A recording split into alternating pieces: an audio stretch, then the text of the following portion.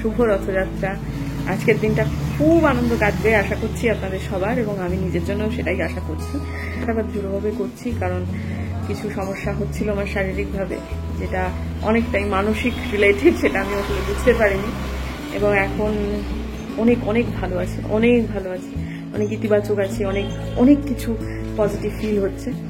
তো সেই জন্য নিজেকে তথা আমার ঈশ্বরকে এবং জগন্নাথকে অনেক ধন্যবাদ। যে ওই যে একটা কথা আছে না, আমার হাত ধরে তুমি নিয়ে চলো সব, আমি তো কত চিনি না, ব্যাপারটা ক্ষেত্রে তাই হয়েছে যে সবই তার ইচ্ছা, এইটুকুই বলা যায়। যাই হোক, আজকের দিনটা আমার শুরু হয়েছে অনেক সকালবেলায় এবং হয়ে গেছে অনেকটাই সামনের দিকে। কাজকর্ম কিছু শুরু হয়েছে, কিছু হয়নি, কিছু সামান্যই কিছু হয়েছে। ওখান থেকে সকালে উঠে এই ব্যায়ামের পার্টটা অনেকটা বেশি ছিল, যার ফলেতে আর অন্য দিকটা খুব একটা বেশি করিনি, সামান্যই হয়েছে। তো ভাবছি যে আপনাদের নিয়েই শুরু করা যাক। সকালবেলাতে এখানে অনেকখানা ফেলে দিয়েছে বালু, আমার তো এই এটার জন্য বালু লাগবে, ভাবছি অল্প একটু 1 আজলা বালু নিয়ে আসবো, একটা টবের জন্য যতটুকু লাগে সামান্য আর কি। তো কারণ এই বেলাটাকে পিস লিলি বালু ছাড়া হচ্ছে না, কোকোপিট দিয়ে খুব একটা সুবিধা করতে পারছি না আমি। এবারে ওপরে গিয়ে জামা কাপড়গুলো সব সাইজে বিছানার চাদরগুলো সব মেলে দিই, তাহলে যতক্ষণে মামুনি এসে কাচবে অন্যান্যগুলো ততক্ষণ, সুতির চাদর তো সব শুকিয়ে। সকালবেলা উঠে 3 গ্লাস জল খেয়েছি, সেটা ঠিকও হচ্ছে এখন।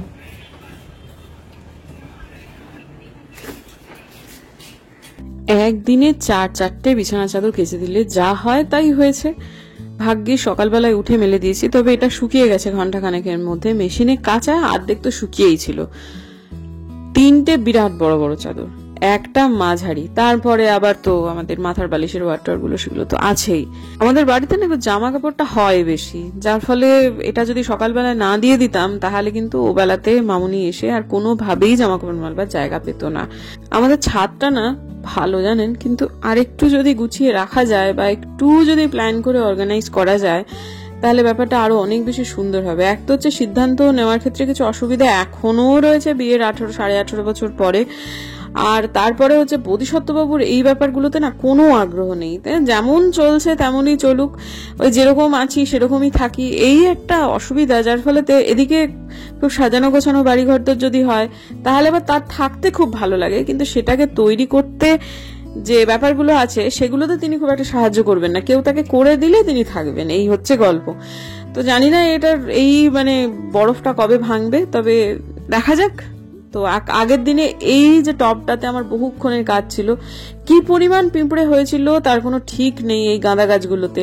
আর ভেতরের যে গাছটা দেখছেন ওটা হচ্ছে লতা কলকে, ছোট ছোট লতা কলকে, যেটা বারান্দায় ছিল। আমি এই টবটা তুলে দিয়েছিলাম, নির্মম ভাবে কেটে দিয়েছিলাম, তারপরে আর গাছ হচ্ছিল না। আমার খুব মন খারাপ হয়ে গেছিল যে কি হলো, কি বৃত্তান্ত, হয়তো মরেই গেল। পরে দেখলাম যে না, গাছটা ভালো হয়েছে বটে, কিন্তু সার দেওয়া হয়েছিল কিছু ওই ভার্মি কম্পোস্ট, তার মধ্যে ছিল কিছু গাঁদা ফুলের ওই শুকনো পাপড়ি, তা থেকেই এত বড় বড় গাছ হয়ে গেছে। তো যাই হোক, উল্টো দিকে আজকে এটা সরকার থেকেই করাচ্ছে, জায়গাটাকে পরিষ্কার করাচ্ছে, এবং বালি যে ফেলেছে, পাথরও বোধহয় ফেলবে, সবগুলো বোধহয় ভেতরে কিছু একটা কাজ হবে, বা বাইরে ফুটপাথ গুলো তো খুঁড়ে দিয়েছে, সেই ফুটপাথ গুলোকে আবার রিপেয়ার করা হবে। তো এক কামড় রুটি খাওয়ার পরে আপনাদের মনে হলো যে দেখাই আজকে আমার কি জল খাবার, সেই জন্য 2টো রুটি আর আলু ছাড়া তরকারি, একটা আলু মতো দেখছেন তো, ওটা হচ্ছে স্কোয়াশ, তো মিক্সড ভেজ, খুব ভালো হয়েছে। আলপনা দিয়ে এত ভালো করেছিল আজকে। তো যাই হোক, এখন হচ্ছে এই একটা কাজ করতে আমার অনেকক্ষণ সময় লাগে, সেটা হচ্ছে গাছে প্রত্যেক দিন গাছের পরিচর্যা করা। আজকে কেবলমাত্র জল দেওয়া, ভিন্ন অন্য কিছু নেই। আর জল দিতে কিরকম সময় লাগে যে দেখুন, আমি তো ভর্তি করে মাটি দিয়েছি, যার ফলে এখন একটু আড় হয়ে, একটু ঢাল হয়ে রয়েছে, তো যে স্ট্যান্ডটাতে গাছগুলো রেখেছি, যদি এরকম ভাবে একটু তুলে না দিই তাহলে জল দেওয়ার সাথে সাথে না গড়িয়ে পড়ে যাবে। মাটি অ্যাবজর্ব করতেও তো কয়েক সেকেন্ড লাগবে, কিন্তু গড়িয়ে পড়ে যেতে অতটুকু সময় আর কি পাওয়া যাবে না। কাজে আমি যদি এরকম ভাবে তুলে তাদের একটু জলটাকে অ্যাবজর্ব করে নিতে বা একটু গিলিয়ে দিতে সুযোগ না দিই, তাহলে বেচারারা কিন্তু নিতে পারবে না। তাই জন্য এই যে প্রত্যেকটা গাছকে এইরকম করে করে আমার দিতে হয়। এক একটা গাছে মোটামুটি টাইম লাগে 2 থেকে 3 মিনিট, মানে জবা গাছগুলোতে বলছি, তারও বেশিও লাগে। আর এক মগ জলেতেও সবসময় হয় না, কারণ গাছ বড় হয়ে গেছে, জলের প্রয়োজনীয়তাটাও বেড়ে গেছে। তো যাই হোক, সব মিলিয়ে মিশিয়ে হয়ে গেল আজকের দিনের বাগানের পরিচর্যা। এরপরে নিচে যাব, একজন ভদ্রলোক ফোন করেছিলেন, এত করে বললাম বসুন, কিন্তু কিছুতেই বসলেন না, বাইরে থেকেই দিয়ে চলে গেলেন। আমি কয়েকদিন আগে একটা অনুষ্ঠানে গিয়েছিলাম বিচারক হয়ে, তো সেখানে ওরা কিন্তু অর্থ দিয়েছে এবং একটা এরকম ভাবে একটা উপহার, সেটি আমার বরাদ্দ ছিল, সেটা সেদিনকেই বলেছিলেন। তো ওই ভদ্রলোক আজকে এসে সেটা দিয়ে গেলেন। এটা হচ্ছে সলিল চৌধুরী জন্ম শতবর্ষ উদযাপন কমিটি, ওরা এসে এটা দিয়ে গেলেন। আমার খুব ভালো লেগেছে। এটাতে তো চা খাওয়া হয়তোবা হবে না, এটা আমি সাজিয়ে রেখে দেবো সুন্দর করে। আমার পছন্দ হয়েছে গিফটটা, আমার খুব খুশি হয়েছি। আমি সলিল চৌধুরীর গানের আমি বিশাল ভক্ত, যার ফলে এটা আমার কাছে সত্যি একটা প্রাপ্তি। এটাকে আমি খুব যত্ন করে রেখে দেব। মামুনি একটু আগে ঢুকেছে, এসেই সমস্ত জামা কাপড় ওই ঘরে ছিল, মানে টুপুরের ঘরে কিছু জামা কাপড় ছিল, সেগুলো এনে রেখে দিয়েছে। সেগুলো গেল দিনের, আর এই বিছানা চাদর টাদর গুলো সেগুলো দিয়ে দিয়েছে। ঝটাপট করে সেটা পরিষ্কার করে নিলাম এবং এই ঘরটাকে একটু আগের মতো করার ইচ্ছা আর কি। মা ছিল যখন, তখন এখান থেকে আমি টেবিলটা নিয়ে গিয়েছিলাম। টেবিলটা এখনো এখানে দিয়ে যায়নি, ওখানেতেই আছে। তো ভাবলাম ঠিক আছে, যা হোক তা হোক, আজকে নিয়েই আসি। তো সেটা একটু করে নিই, এই তো আর কি। এই অনেক সময় যেটা হয় যে কাজ করার সময় আমার ঠিক ক্যামেরা সেট করার কথা মনে থাকে না। তো যাই হোক আর কি, ঠিক আছে, আপনাদের যার যা মনে হয় সেটা বলুন, কিন্তু আমি তো নিজের জীবন নিজে বাঁচি, কাজেই কি আর বলবো বন্ধুরা। ঠিক আছে, আপাতত জিনিসপত্রগুলো কিছু কিছু করে এখান থেকে সরাতে হবে। এই ঘরটা খুব সুন্দর ঘর, নর্থ ইস্টের ঘর, কিন্তু আর একটু ভালো করে রাখা যেতেই পারে, দেখা যাক কবে কি হয়। তো আজকে আমার মেয়ের অনেক তাড়াতাড়ি টিউশন, আমি স্নানটা করে নিই, পুজোটা করব, কিন্তু স্নান করতে করতেই বেরিয়েই দেখছি মেয়ে আমার সেজে গুজে বসে আছে। একটু তাকা, বাবা, এটা রথযাত্রা স্পেশাল সাজ, টিউশনের স্পেশাল সাজ। তাকা একটু, টিপ বলে ভালোই লাগে দেখতে। এত আস্তে কথা বলি, শোনাই যায় না। হ্যাঁ রে, ঠিক আছে। আজকে রথযাত্রার জন্য অনেকগুলো রাস্তা একটু বাদের থেকেই হয়তোবা বন্ধ হয়ে যাবে, সেই জন্য টুপুরের আজকে বায়োলজি পড়া আছে। বায়োলজি ম্যাম অনেক আগে ডেকেছেন। পড়াটা 3 ঘন্টার, আজকে ম্যাম পড়াবেন মোটামুটি 2 ঘন্টা। এবং আদিত্যর সাথে তো চলে গেল টুপুর, আমার দেখলেন, সাথে আলপনা দিয়েও গেল। এবং তারপর 1-2 ঘন্টা আজকে পড়াবে। আশা করছি মোটামুটি ওই 4টে থেকে খুব জোর 4:15 এর মধ্যে মেয়ে আমার বাড়িতেই ঢুকে যাবে। সিদ্ধান্তটা একদম সঠিক ছিল, রাস্তা বন্ধ হয়ে যাবে, গাড়ি ঘোড়া চলার ক্ষেত্রে একটা অসুবিধা তৈরি হবে। তো এরপরে আমি চলে যাই একটু পুজোয়।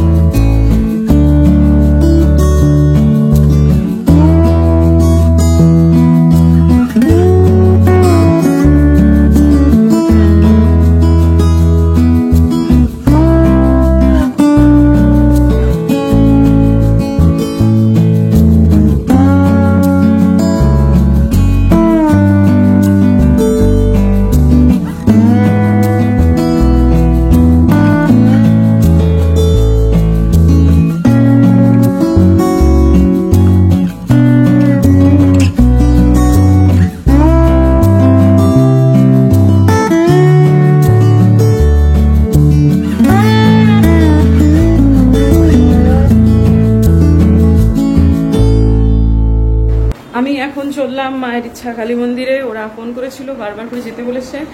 সেটা হচ্ছে আজকে ওদের রথযাত্রা সেলিব্রেশন হবে সেখানে। তো যাবতীয় যা যা কিছু পড়েছি সবই কিন্তু পুরীর। এই যে এটা হচ্ছে সেট, চেনটা অন্য সময় কেনা, কিন্তু এটা হচ্ছে, দাঁড়ান ভালো করে দেখাই, এই যে এটা শাড়ি, এমনকি হাতের যে চুড়িটা, এটাও কিন্তু উইশা ফিলিগ্রি থেকেই কেনা। তো কেমন হয়েছে কি বৃত্তান্ত, ওই শাড়িটা কিন্তু এইবারের ইয়েতেই পুরীতে গিয়েই কেনা হয়েছে। কিন্তু এটা হচ্ছে, এটা কলিঙ্গ ফিলিগ্রি থেকে কিনা, এটা ভিক্টোরিয়া ক্লাব হোটেলের ঠিক সংলগ্ন একটা রূপোর দোকান আছে, সেখান থেকে কিনা। তো দেখান উল্টো করে ভালো করে দেখাই যে কোন শাড়িটা পরেছি। খুব সিম্পল শাড়ি, কটন শাড়ি, কিন্তু পুরী থেকে কেনা শাড়ি। হোয়াইটের অ্যাঙ্গেলে দিয়েছি, আমি বুঝতে পারছি না দেখা যাচ্ছে কিনা। পরেওছি একটু, এই যে হ্যান্ডলুম, আজকেই ছিলাম। শাড়িটা কিন্তু ফলস পিকো করাও নেই। যাই হোক, ঠিক আছে, কি আর করা, এসে কোনো এক সময় করে নেওয়া যাবে। তবে আংটি যে দুটো পরেছি, এই দুটো শিলিগুড়ি, এই দুটো শিলিগুড়ি থেকে কেনা। বাকি মুখের উপর সবই আজকে আমি জয় জগন্নাথের জায়গা পুরীময় মিস করছি। পুরীকে মনে হচ্ছে যে যদি পুরীতে যেতে পারতাম, কিন্তু ভিড়ে বড্ড ভয় পাই, যার ফলে হয়তো বা হবে না কখনো পুরীতে একবারে রথযাত্রার দিন। আবার যদি জগন্নাথ কখনো টাইম হতেও পারে, মিস করছি আজকে। সারাদিনই ওই সবই দেখেছি, ঘুরিয়ে ফিরিয়ে এই রথ বেরোলো, এই সব কিছু। যাই হোক, আপাতত বেরোই, দেখি যদি ফেরার পথে সামান্য কিছু জিলিপি এবং সিঙ্গারা কিনে আনতে পারি। এখন নিয়মের খাওয়া, সেটা নাও হতে পারে, কারণ বাড়ি শুদ্ধ এখন কুকুর খুব জিলিপি ভালোবাসে, এটাই আসলে কারণ। শ্বশুরমশাইও খেতে পারবে, দেখি কি করা যায়। আগে তো কুমা দাদা টেনে নিয়ে যেত রথের মেলায়, মাটির পুতুল কিনে দিত, তখন ছোট ছিল, আগেরবার পর্যন্ত গেছি। কিন্তু এবারেতে তো স্কুল খুললেই মেয়ের পরীক্ষা, তারপরে মাস্টারমশাই দিদিমণিরা তারা সবাই এখন তাদের মতো করে পরীক্ষা নিচ্ছে, পড়ার চাপও বেড়েছে সর্বসাকুল্যে, সে কিছুতেই বেরোবে না। আজকে পড়তে গেছিল, সেখান থেকে ফিরেছে, আমি একবার বেরিয়েছি, আমি আর বেরোবো না। আর ঠিক আছে, পড়ছে যখন, আর কি বলার। জানি না পরের বার রথযাত্রায় মেয়ে আমার কোথায় যাবে, কোথায় অ্যাডমিশন হবে, কি বৃত্তান্ত। এবারটা বেরোলে হতো, কিন্তু সে রাজি নয়, সেজন্য আমরাও আর কি জোরাজোরি করছি না। তবে জিলিপি সিঙ্গারাটা বোম্বাদাই মনে হচ্ছে নিয়ে আসবে, আমি শুধু একটু দর্শন করে চলে আসি। আমিও বেরোলাম, সেও বেরোলো। তো আমি প্রথমে ভেবেছিলাম আমি ওদের একটু আগে বেরিয়ে যাব, সে তৈরি হচ্ছিল, কিন্তু আমি ভুলে গেছিলাম তার তৈরি হতে লাগে 2 মিনিট।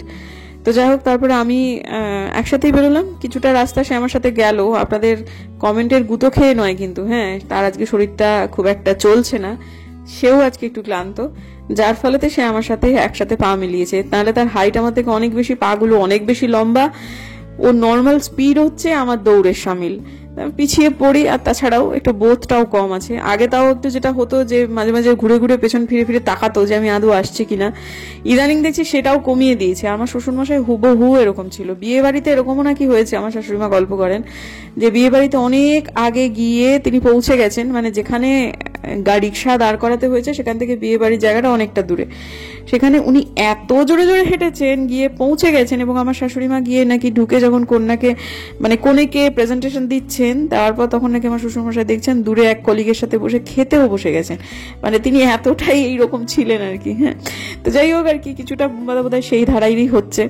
তো এখন কি বলবো আর। তো যাই হোক, ঠিক আছে, আপাতত একটা টোটো পেয়ে গেলাম যে সামনের কাজটা গেছে ভেঙে, এবং তিনি সেখানে একখানা জানলা করে দিয়ে দিব্যি চালাচ্ছেন। আমি তার সাথে পুরোটা হাতিমোড় পর্যন্ত আসিনি, যদিও সে হাতিমোড় থেকে কিন্তু এটা নেয়নি, সে হাঁটতে গেছে হচ্ছে নিউ মার্কেটে। তো নিউ মার্কেটেও কিন্তু রথ হয়, আমি এতটা দূর গিয়ে নিউ মার্কেটে চলে গেলেই হতো, রথ খোলাতে এত ধাক্কাধাক্কির মধ্যে না গেলেই হতো, এখন তাই মনে হচ্ছে। যাই হোক, এখন আমি রথ খোলাতে গেছিলাম, এটাই আর কি কারণ। তো যে যাই হোক, এই ভদ্রলোককে দেখছি কিরকম জুগাড়ু বন্দোবস্ত তিনি করে ফেলেছেন। কথায় বার্তায় যেটা বুঝলাম, উনি কিন্তু শিলিগুড়ির মানুষ নন, উনি সম্ভবত দক্ষিণবঙ্গের মানুষ।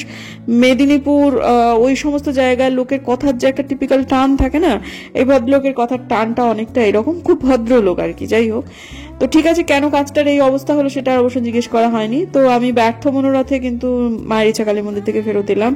পৌঁছেছি অনেক আগে, যখন ওদের বন্ধ হওয়ার টাইম, তার অনেক আগে, কিন্তু গিয়ে দেখছি যে ওরা বন্ধ করে দিয়েছে। সকালবেলা থেকে হয়তো বা খোলা ছিল, মাঝখানে সময়তে হয়তো বা বন্ধ হয়নি, সেজন্য ওরা আজকে অনেক তাড়াতাড়ি বন্ধ করে দিয়েছে। কিন্তু সেটা তো জানতাম না যে এত তাড়াতাড়ি বন্ধ করে দেবে, এটা আমাদের অনুমান, আমি বলছি। তো এসে ব্যর্থ মনোরথে ফেরত যেতে একদমই ভালো লাগলো না, কিন্তু কি করবো, বন্ধ হয়ে গেছে 7টারও আগে, অনেক মানুষ আসছে এবং ফিরে যাচ্ছে। তো আমি তো ক্লোজিং টাইম তো ওদের অনেক পরে, আমি অনেক আগে এসেছি। এই যে কত লোক আসছে আর ফেরত যাচ্ছে। ঠিক আছে, জগন্নাথের মুখ না দেখে তো যাবো না, দেখি অন্য কোথাও আছে কিনা, দেখি কি আর করা যাবে। কিছু কিছু কাণ্ড কারখানায় না খুব বিরক্ত হচ্ছে কিছুদিন হলো। কিন্তু কোনো কমিটি যদি থাকে তাহলে এইরকম ভাবে করা কি যায়, একটা নিয়মের ব্যতিরেক ঘটানো কি যায়, জানি না। আমি আসলে ব্যাপারগুলো নিয়ে একটুখানি, আর বিহেভিয়ার নিয়েও আমাকে অনেকেই বলেছেন, অনেকেই আমাকে আমার কথা শুনেই মন্দিরেতে গেছিলেন, সেক্ষেত্রে মানে সেবায়েতের বিহেভিয়ার। তো ঠিক আছে, আমিও সেটা কিছুটা প্রত্যক্ষ করেছি। তো যাই হোক, দেখা যাক। আপাতত মায়ের কাছে তো দেখা হলো না, রথ টানা হলো না। আমি জানতাম না যেরকম নিয়মের ব্যতিরেক ঘটবে। তো এখন আমি যাচ্ছি একটু রথ খোলায়, কারণ একটা রথ না টানলে আজকের দিনে আমার ভালো লাগছে না। জিলিপি সিঙ্গারার ভিড় এখানে প্রচুর, সারা শিলিগুড়ি জুড়েই জিলিপি সিঙ্গারা। ইনফ্যাক্ট কালকেও হবে, মানে আগামীকালও হবে এবং গেলকালও হয়েছে।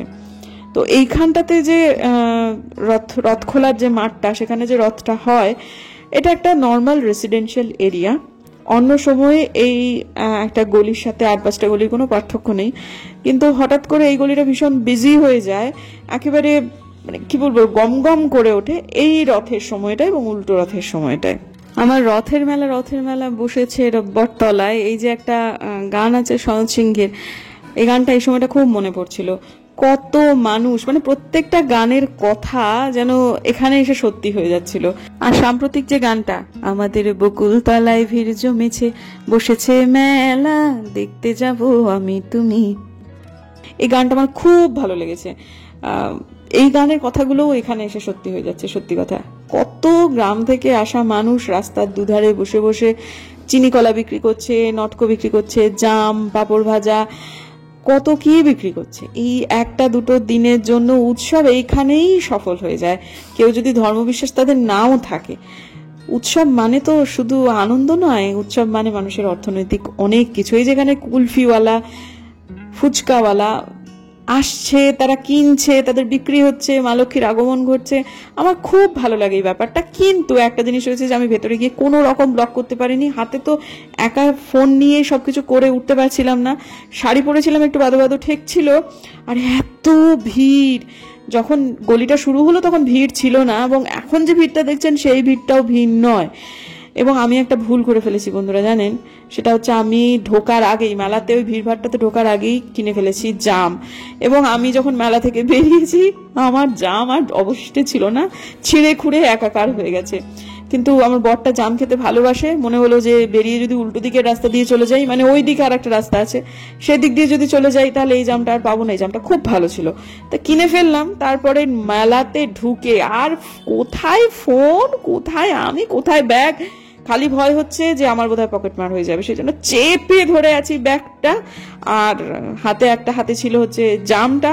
রথ ছুঁলাম, রথকে প্রণাম করলাম, কিন্তু কোনো কিচ্ছু আর ব্লক করা হলো না।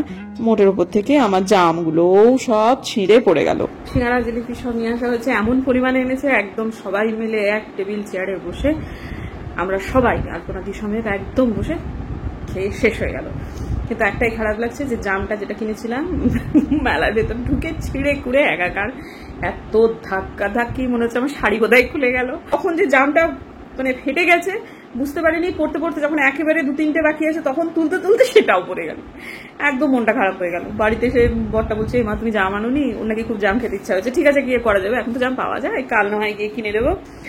আর খুব ভালো লাগলো সত্যি কথা। শেষ মুহূর্তে এসে একদম সব পরিবার একসাথে উপর থেকে টুকুর এলো, বাবা ঢুকলো, আমি ঢুকলাম, আর বাবা ঢুকলো। তারপরেতে সবাইকে বেড়ে দিলাম, সবাই খেলেন। আমার শ্বশুরমশাই সিঙ্গারা খেলেন না। আমার ভালো লেগেছে এরকম ভাবে খেতে। এইটাই তো ছোট ছোট আনন্দই আনন্দ, সেই তো একদম পরিমাণ মতো নিয়ে এসছে, সবার হয়ে গেছে, সুন্দর।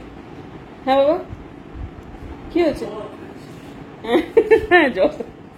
এই সমস্ত মুহূর্তে মাকে বড্ড মিস করি আমার। ওখানে কেই বা এনে দিচ্ছে, কি বা হচ্ছে, কিন্তু এ তো আমার নিঃশ্বাস প্রশ্বাসের সাথেই আছে। মাকে মিস করা নতুন কথা নয়। তো যাই হোক, আলপনাদি এখন বেরোবে, আমি সেজন্য বসলাম।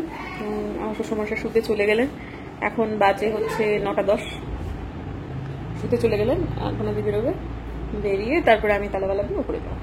আজকের দিনের জন্য ব্লগটাকেও এখানে এন্ড করবো বন্ধুরা। আর কিছুই গতানুগতিকতার ভিন্ন আর কিছু নেই আমার জীবনে আজকে, যার ফলে ব্লগটাকে এখানে শেষ করছি। যদি আমার ভিডিও ভালো লাগে তাহলে প্লিজ সাবস্ক্রাইব করবেন, পাশের নোটিফিকেশন বেলটা অন করবেন, যাতে ভিডিও দিলেই নোটিফিকেশন চলে যায় আপনাদের কাছে। দেখা হচ্ছে আগামীকাল আপনাদের সাথে, ততক্ষণের জন্য